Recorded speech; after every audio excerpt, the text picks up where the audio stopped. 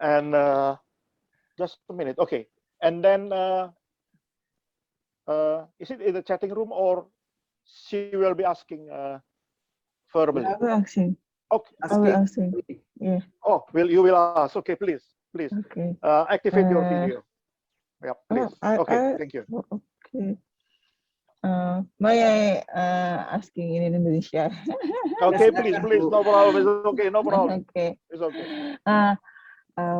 Pak Dwi, kalau dilihat kan transformasinya Telkom ini besar-besaran ya dari digital eranya tuh menurut saya sudah keren sekali ya, istilahnya sudah leadingnya di Indonesia lah ya. Nah, pasti kan kalau berbicara transformasi itu juga berbicara tentang change management. Nah, key-nya dari Telkom sendiri itu apa ya? Key yang bisa memantik jadi change-nya itu benar-benar menjadi transformasi seluruh keseluruhan Telkom itu apa ya Pak ya? Terus kemudian apakah itu juga termasuk di dalamnya komunikasi yang intensif kah?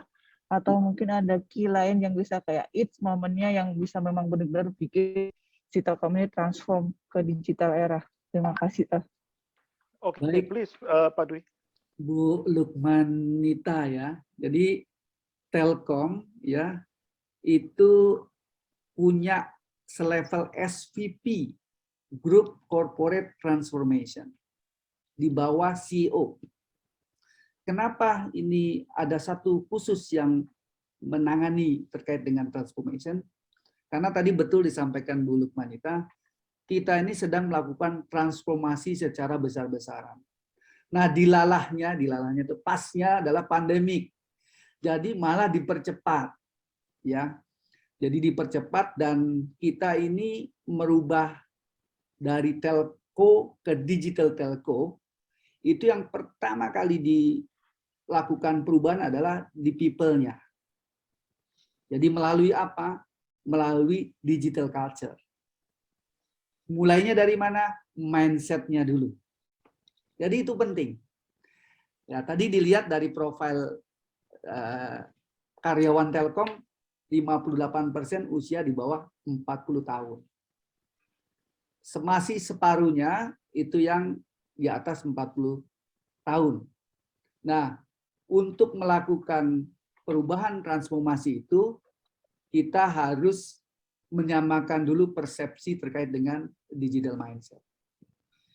Yang kedua, tentunya dalam melakukan perubahan yang sangat penting adalah peranan dari top leaders untuk merubah culture ini. Jadi dibentuklah role model, Bu. Jadi role modelnya di-create. Siapa role modelnya? CEO Telkom. Jadi dari atas kemudian turun sampai ke level VP, kemudian sampai AVP, sampai yang paling rendah. Dia adalah role model di unitnya. Nah, role model saja tidak cukup. Harus ditambah lagi tim, yaitu culture agent dan culture booster. Nah, yang culture agent dan culture booster inilah kita kasih anak-anak milenial. Karena anak-anak sekarang itu dia suka dilibatkan, makanya kita libatkan. Nah, setelah ada culture agent dan booster ini, apa yang harus kita lakukan lagi? Kita buat aktivitasnya. Kita komunikasikan terus. Dan yang terpenting adalah kita measure and monitor culture activation-nya. Jadi Telkom punya tools untuk mengevaluasi. Nah, ini penting untuk apa? Agar transformasi ini sukses, kita perlu setiap triwulan itu melakukan evaluasi terkait dengan culture, digital culture.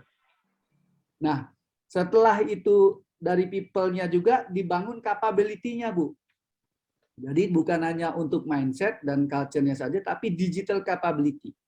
Strategi Telkom untuk meningkatkan atau mempercepat digital capability adalah kita beli, Bu. Buy, strateginya ada 3. Ada buy, build, and borrow. Tapi untuk mempercepat kita beli. Nah, mumpung di pandemik ini banyak yang tidak dipakai, katakan, kita cari tuh hire. tahun ini ya kita meng-hire 600 pro hire dari digital. Dari kebutuhan 1.000 digital talent. Nah, yang lainnya belajar mendampingi selama pro hire itu ada di Telkom. Nah, sehingga mempercepat proses. Itu yang dilakukan oleh Telkom kira-kira, Bu. Terima kasih.